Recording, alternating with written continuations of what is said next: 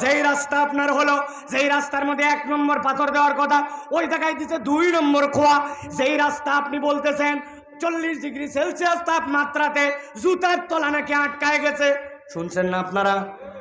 অনেকে আফসোস করছে, না আরে দেশে এত গরম, জুতার তলা রাস্তায় আটকায় গেল, আপনি কসু বোঝেন নাই। হাজী সাহেব 30 বছর ধরে সৌদি আরব মধ্যপ্রাচ্যে আছে, মধ্যপ্রাচ্যের নর্মাল গরম 50 ডিগ্রি, ঠিক কিনা? ওই মধ্যপ্রাচ্যে তো কোনোদিন শুনলাম না রাস্তা গলে গেল, জুতা গলে গেল। আমাদের দেশে বৃষ্টি আছে, ওদের বৃষ্টিও তো কম হয়। আসল কাহিনী ভিন্ন। রাস্তা যেই 1 নম্বর পিচ দিয়ে করার কথা, ওই পিচ যদি 1 নম্বর দেন 100 ডিগ্রিতেও গলবে না। ওই বেটা পিচই দেয় নাই, ওই জায়গায় দিছে পোড়া মোবাইল আর ভিটামিনের জায়গায় কেরোসিন। রাস্তা গলবে না তো টিকে থাকবে। যেই জায়গায় দেওয়া লাগবে মোটা মোটা রড, ওই জায়গায় ঢুকাই দিছে বাঁশ। এখন বুঝে থাকলে বলেন, যেই লোক এই 2 নম্বর করলো, ওই লোক কি জুতা চোরের মতো অশিক্ষিত? সমাজে কোনো দাম নাই? তাইলে শিক্ষায় এত হলো, কলমের খোঁচায় এত মার, রাষ্ট্র তাকে পুরস্কার দিয়ে দিল শুদ্ধাচার পুরস্কার। উনার চেয়ে ভালো কোনো ব্যক্তি নাই। এখন তার সম্পদের হিসাব খুঁজে বাইর করতে করতে অবস্থা খারাপ। কথা বলেন। তাহলে কি হলো? তাহলে হলো এই আয়াতে কারিমার দ্বারা বুঝলাম, যে শিক্ষিত হয়ে উনি আগাইল, ওইটা মূলত শিক্ষা হয় নাই, ওর সাথে রবের পরিচয় আর রবের ভয় জড়িত নাই। যতক্ষণ পর্যন্ত কোরআনের শিক্ষা ওই লোকের অন্তরে না হবে, ততক্ষণ পর্যন্ত সমাজ পরিবর্তন সম্ভব নয়, ঠিক কিনা? আপনাদের এলাকায় যত অফিস, সব অফিসগুলো এখন সিসি ক্যামেরা। কথা বলেন, সিসি ক্যামেরা আছে না? 10 বছর আগের থেকে চালু হয়েছে। 10 বছর আগে আমি পাসপোর্ট রিনিউ করার জন্য পাসপোর্ট অফিসে গেছি। বুঝানোর জন্য বলছি, ভালো করে বোঝেন কোরআনের সাথে সম্পৃক্ততার প্রয়োজন কেন দরকার। পাসপোর্ট অফিসে যাই বললাম আমার হজের যাওয়া দরকার। পাসপোর্টে 6 মাসের মেয়াদ না থাকলে ভিসা লাগায় না। তাড়াতাড়ি করে পাসপোর্ট চেঞ্জ করে দেন, যা টাকা লাগে আমি এমার্জেন্সি দিব। সব টাকা জমা দেওয়ার পরেও ওই লোক খালি আমারে ঘুরায় আর ঘুরায়। আমি বললাম, ভাই আমার ইমিডিয়েট কাজ দরকার, এজন্য যদি কোনো স্পিড মানি লাগে, ঘুষ তো বলা যায় না, বলা যায়, স্পিড মানি লাগে তাও দিতে রাজি। ওই লোক কোনো কথা বলে না, খালি ঘুরায় খালি ঘুরায়। মেজাজ খারাপ। খানিকক্ষণ পরে বলছে, হুজুর দোতলার থেকে নিচতলায় চলেন। যেই না দোতলার থেকে নিচতলায় আসবো, দোতলার থেকে নিচতলায় আসার সময় একটা সিঁড়ি, এরপরে ল্যান্ডিং, আবার নিচে, ওই এক সিঁড়ি পার হয়ে ল্যান্ডিং। ওই জায়গায় আসার পরে বলছে, হুজুর 500 টাকা বাইর করেন। আমি বললাম, এই ব্যাক কল, টাকা দেওয়ার জন্য কখন থেকে আমি রেডি। সারাদিন ঘুরায়া একতলাতে নিচতলায় সিঁড়ির জায়গায় এসে টাকা চাও কেন? বলছে, হুজুর আর বলেন না, আমাদের অফিসটি পুরা সিসি ক্যামেরা নিয়ন্ত্রিত, কিন্তু আমরা বড় মনিটরে চেক করে দেখছি অফিসের সব জায়গা ক্যামেরার মধ্যে আসলেও দোতলার থেকে নিচতলায় ল্যান্ডিং এই জায়গাটা ক্যামেরায় ধরে না। ওই জায়গা ক্যামেরা ধরে না জন্য ওই জায়গায় ঘুষ খায়। কিন্তু বুঝে থাকলে বলেন তো, ওই ব্যক্তির অন্তরে যদি আল্লাহ ভীতির ক্যামেরা ঢুকে যাইত, তাহলে ওই ব্যক্তির দ্বারা কি 2 নম্বর করার সুযোগ ছিল? আমার আল্লাহ রাব্বুল আলামিন এই জন্য বলছেন, 1 নম্বরে বান্দা, তোমার জীবনে পথের দিশা যদি পেতে চাও, তাহলে কোরআনুল কারীমের সাথে তোমাকে সম্পৃক্ত হতে হবে।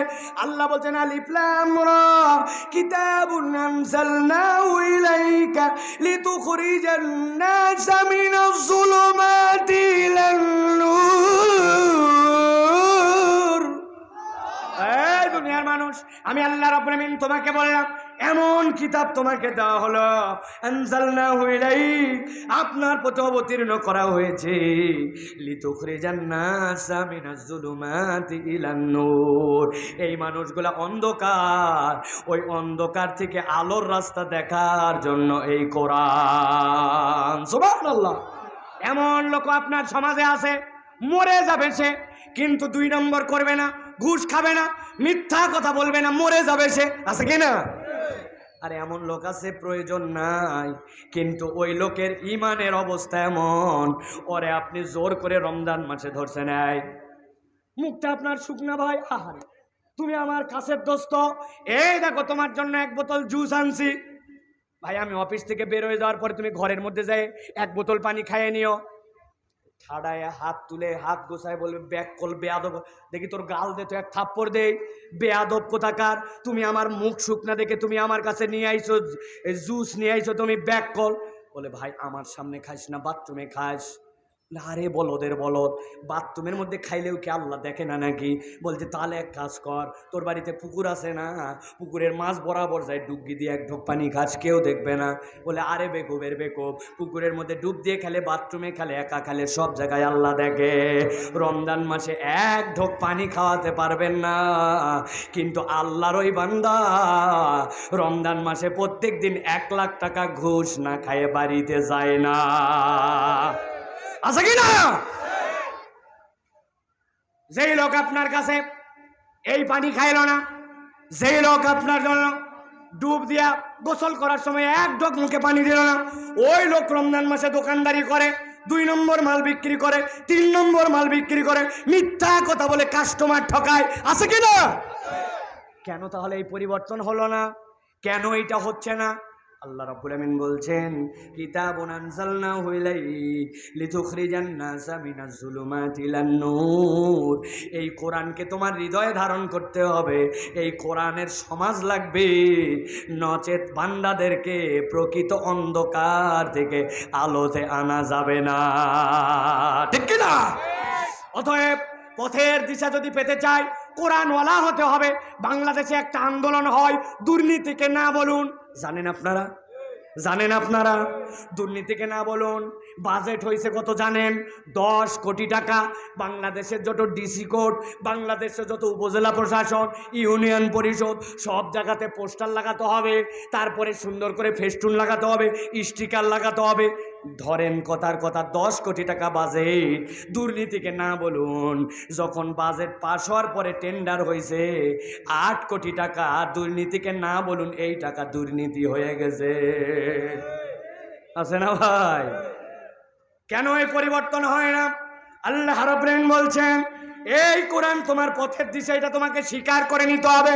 কুরআনুল কারীমের সূরা মায়েদা 16 নম্বর আয়াতের মধ্যে আল্লাহ বলছেন ইয়াহদি বিহিল্লাহু মানিত্তাবা রিদওয়ানাহু সুবুলাস সালাম ওয়া ইউখরিজুহুম মিনাজ যুলুমাতি ইলান নূর। এই কোরআন তোমার জন্য হেদায়েত, তবে তোমাকে স্বীকার করতে হবে কোরআনের পথটা তুমি গ্রহণ করতে চাও। একবার যে কোরআনের পথ গ্রহণ করে নেবে, আল্লাহ বলছেন আল্লাহর দায়িত্ব হচ্ছে এই বান্দাকে অন্ধকার থেকে বের করে আলোর দিশা দেখাইয়া দেওয়া। সুবহানাল্লাহ। অতএব প্রিয় ভাইয়েরা, আপনাকে স্বীকার করতে হবে কোরআন ছাড়া কেউ আলোর দিশা দেখাতে পারে না। আপনি উমুক তন্ত্রের পিছে, তুমুক মতবাদের পিছে, শিক্ষার নামে অশিক্ষা, কুশিক্ষা, শিক্ষার নামে এমন কিছু শিখাচ্ছে যেটা শিক্ষাই বলা চলে না, যেটা পড়লে মুসলমানের বাচ্চার ঈমান চলে যেতে পারে। আপনার আমার ট্যাক্সের টাকায় আপনার আমার বাচ্চাকে ওই পাঠ দেওয়া হচ্ছে, ঠিক কিনা? এগুলো আপনাকে আমাকে শেখানো হচ্ছে। আল্লাহ বলছেন এগুলো একটাও কার্যকর হবে না। অথবা আপনার ঈমান রাখতে হবে যে কোরআন ছাড়া আমাদেরকে কেউ পথের দিশা দিতে পারে না। এখন এটা বললাম মুখে, কিন্তু নিজের বাচ্চা কাচ্চাকে কোরআন শিখালাম না, নিজের বাচ্চা কাচ্চাদেরকে কোরআনের পক্ষে রাখলাম না। বললাম কোরআন পথের দিশা দেয়, একটা বাচ্চা তেলাওয়াত করতে জানে না, একটা বাচ্চা সুন্দর করে কোরআনমুখী হলো না, তাহলে কেমনে হবে ভাই? আসমান থেকে তো হবে না। তাহলে আমাদেরকে এই সিদ্ধান্তের আলোকে আমাদেরকে কোরআনমুখী হওয়ার জন্য চেষ্টা করতে হবে। এটা হচ্ছে 1 নম্বর বিষয় প্রিয় ভাইরা।